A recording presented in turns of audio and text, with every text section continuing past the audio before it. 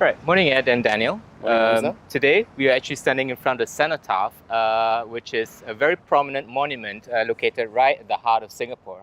Right next door is the Civilian War Memorial, and over this whole Esplanade Park, you can actually see a lot of other monuments dedicated to the war, which is the Indian National Army Monument and also the Limbo Singh Memorial.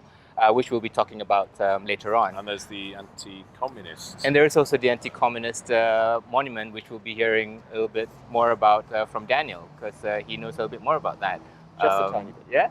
So perhaps we can start by you telling us a little bit about the Cenotaph. Well, this, of course, is the original memorial, isn't it?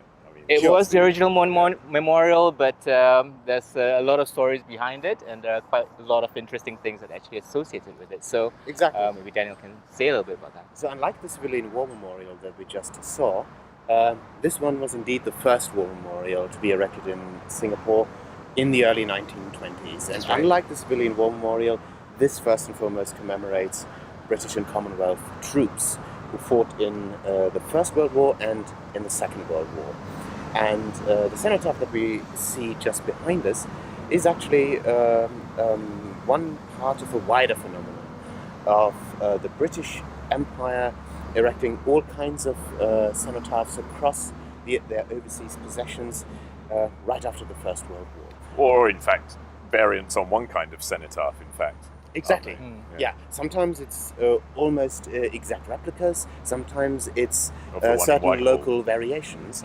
But if we look at the archival documents, for example, we find all sorts of governors from Britain's colonial possessions after the first Armistice Day has been celebrated in Britain in 1919, writing letters to London requesting for a replica to be erected in their respective colonial possession. Because what they realized was that the cenotaph in London, in the city centre in Whitehall, which was supposed to be a temporary structure in the beginning, was turned by the population into essentially a war shrine and a site of mourning for those who lost family members, loved ones in the First World War.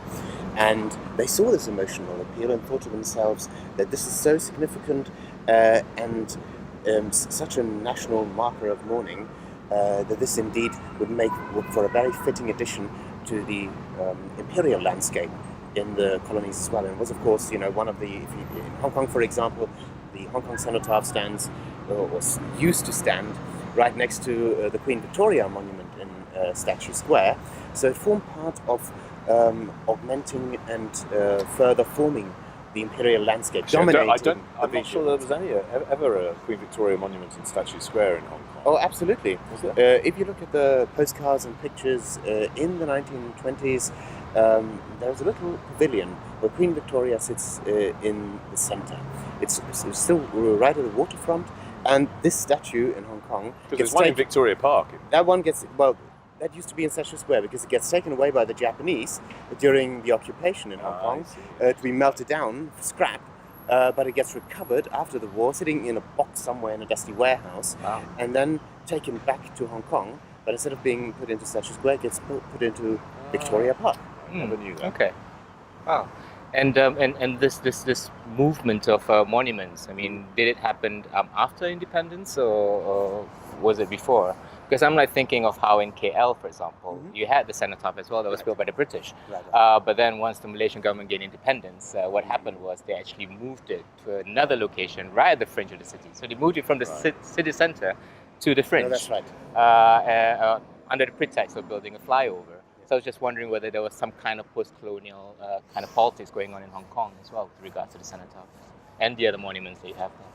Well, in Hong Kong, as far as I know, there's been no talk of moving it, and it was an established site of commemoration right down until 1997, and the veterans and their families, those that survive, still use it. So I think, and the general policy, of course, in Hong Kong has been to, or at least initially was to minimise change, and so these, moving the cenotaph would be a very sort of symbolic act.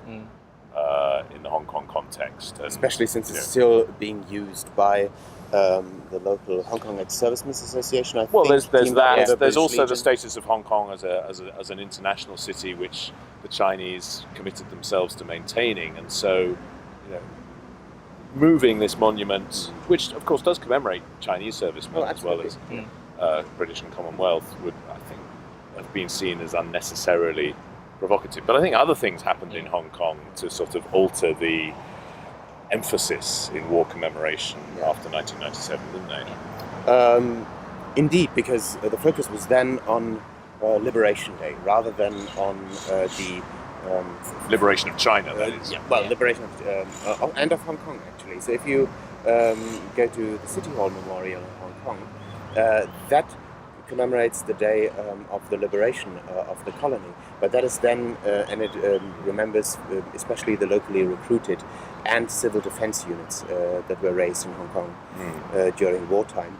But that gets linked also to, of course, the communist resistance put up throughout Guangdong province and other parts of southern China, including